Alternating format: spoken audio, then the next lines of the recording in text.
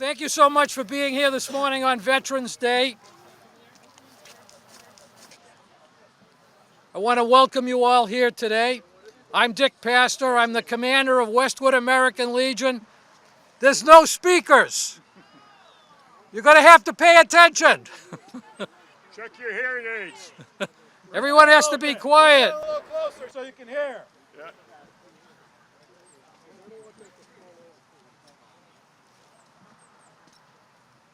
We're going to begin by having our invocation by Ned Richardson. Ned? Excuse me.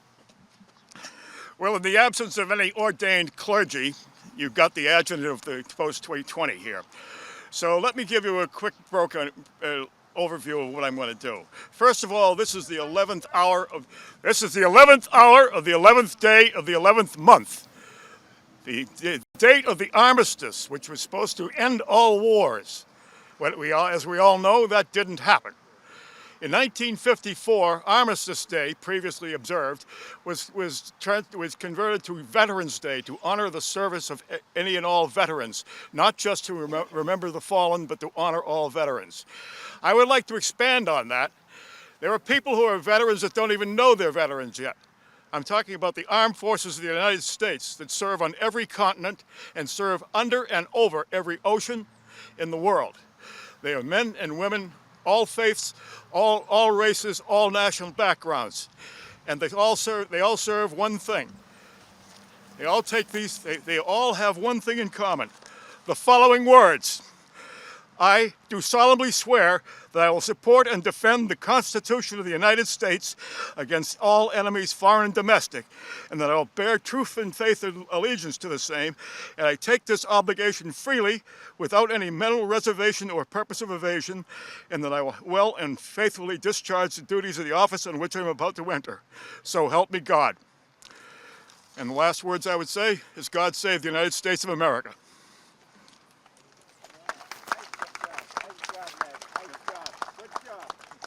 Thank you, Ned. I'd like to introduce Hank Murray from Westwood High School, who's going to lead us in the national anthem. If you're a veteran, you may do a hand salute. Otherwise, please remove your cap and rise.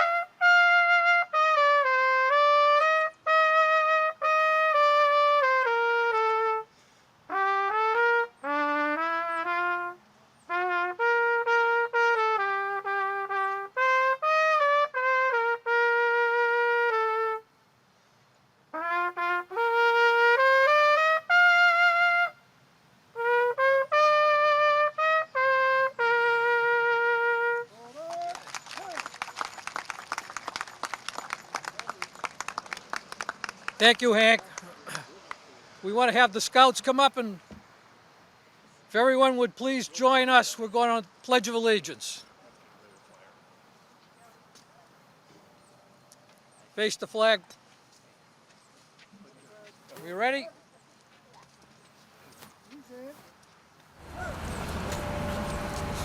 I pledge allegiance to the flag of the United States of America, and to the republic for which it stands, one nation, under God, indivisible, with liberty and justice for all. Thank you. All right, so move back over here. Back to where you were.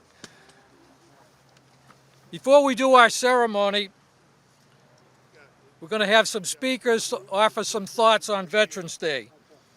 First is the chair of the Westwood Select Board, Joe Privatera. Joe?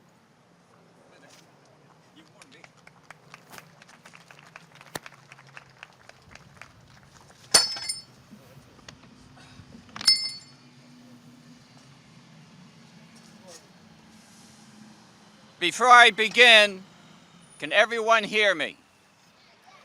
May I respectfully ask that you silence your cell phones at this time for this event.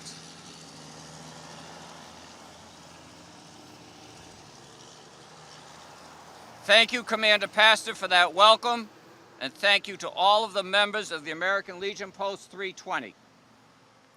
On behalf of my fellow Select Board members, Mary Ann LeBlanc Cummings and Rob Gotti, thank you for being here today to honor our veterans. I would also like to thank our honored guests, Representative Paul McMurtry and Senator Michael Rush, who will be here shortly.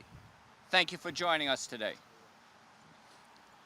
I stand before you today in this beautiful park that honors our veterans. Thank you to the members of the American Legion Post 320 that made this park possible.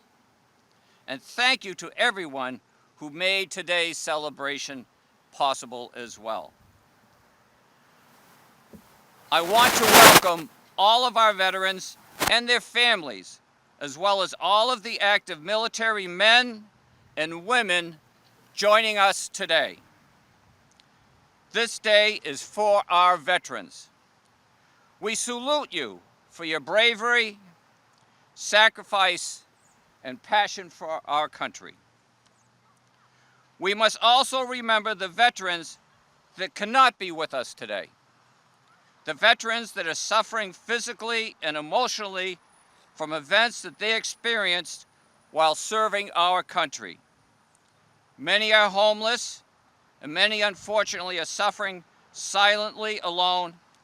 They need and deserve our support. We must support them and help them reclaim their dignity. We must help them achieve the American dream that they fought so hard to defend for all of us. Each of us must hold ourselves accountable because we are our brothers and sisters' keeper. To that end, I would like to thank Senator Rush and Representative McMurtry for their relentless commitment and perseverance leading the charge to have John Santiago serve as Massachusetts' first ever Secretary of the Executive Office of Veterans Affairs. Secretary Santiago now has a seat at the table and can and does discuss directly with Governor Healy and advocate for our veterans in Massachusetts. Thank you for your hard work on that.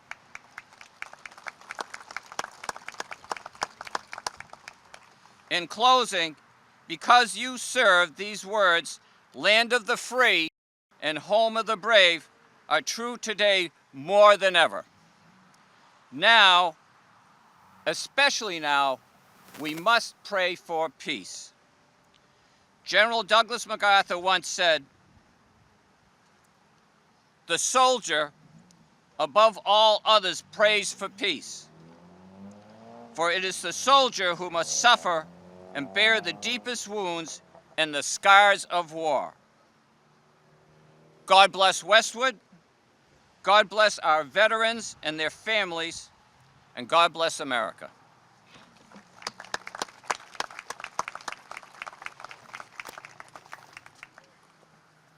Thank you, Joe. I'd like to ask Representative Paul McMurtry to come up and offer some thoughts. Good morning.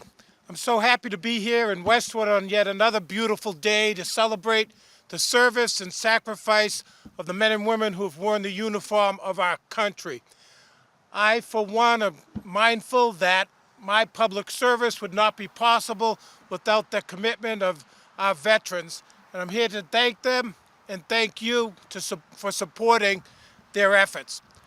And as chair of the Small Business and Community Development Committee, I ask you to be mindful of veterans-owned businesses in the Commonwealth and have an additional thank you and express your gratitude by supporting them. So once again, thank you for your service and sacrifice. Thank you for coming together as a community to celebrate this worthy occasion. Happy Veterans Day, everyone.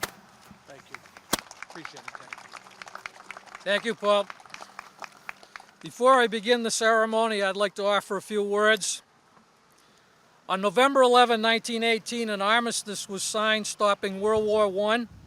Advances in the use of artillery, chemical weapons, and machine guns led to more than 9 million military deaths and an estimated 8 million civilian deaths, and devastated large swaths of Europe, the Middle East, Africa, and the Asia-Pacific region.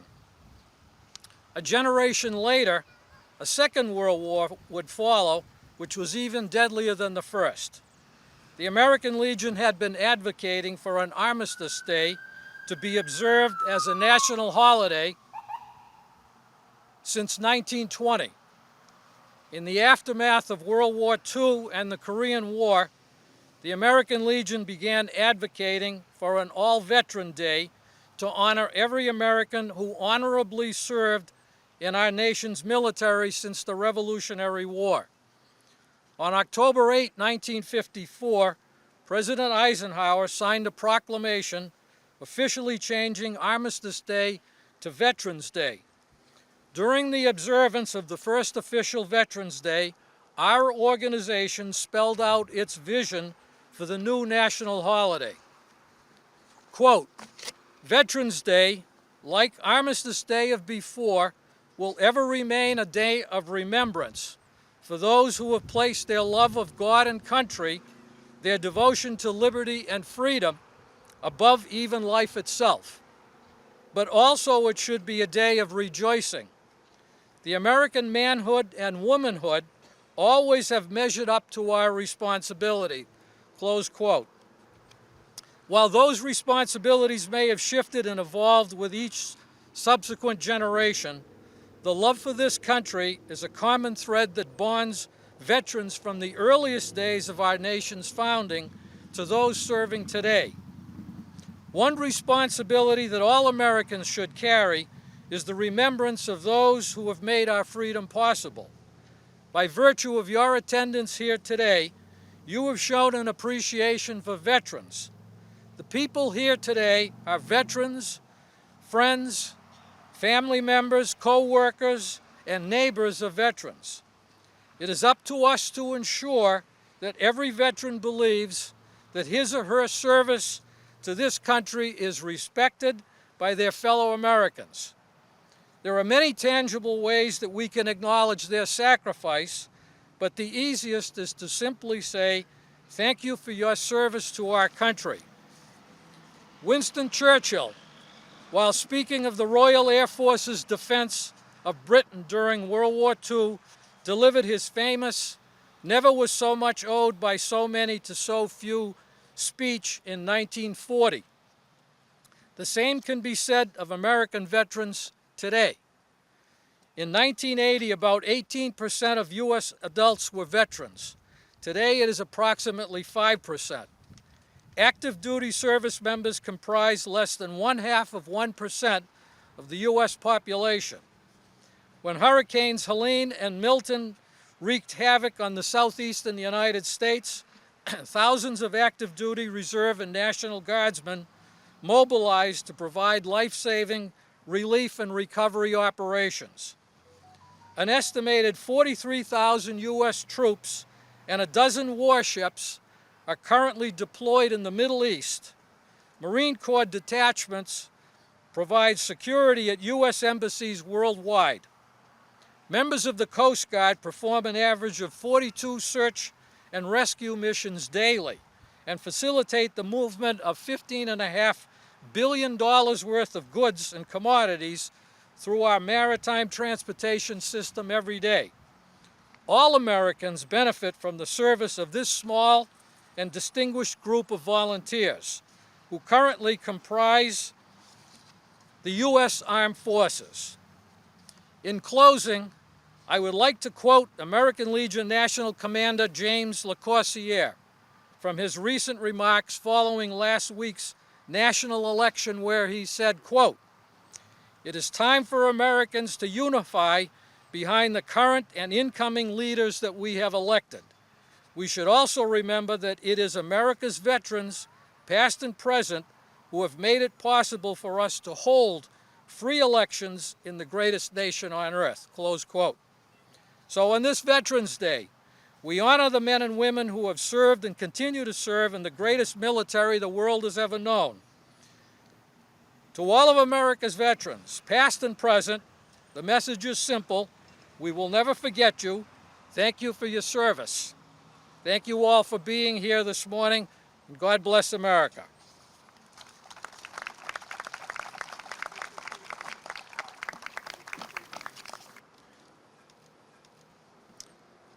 I'm going to conduct a brief ceremony for Veterans Day, followed by our color guard, which will fire a 3-round salute.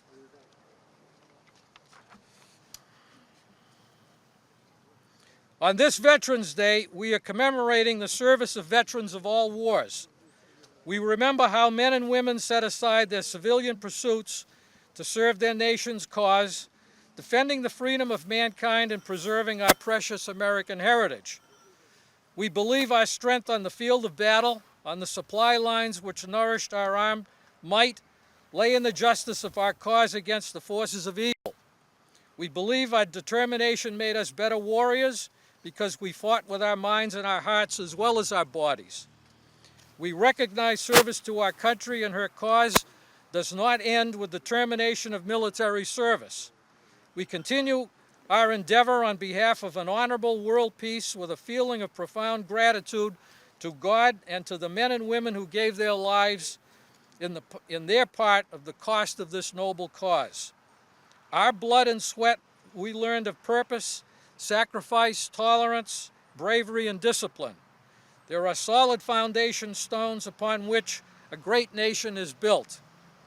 In our continuing quest for an honorable world peace, we must cultivate these virtues. In time of peace, we can use the ennobling virtues of war and put behind us its ugliness and suffering. In peace, we shall go forward together to scale new heights of achievement, in unity of purpose, in sacrifice for the common good, in tolerance for those of different faiths and creeds, in bravery to fight for our social and economic gains, and in the discipline of good citizenship.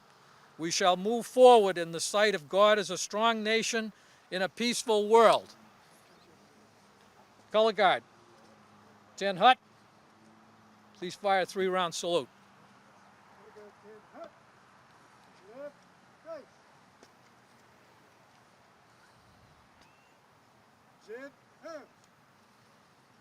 Ready? Aim. Fire. Aim.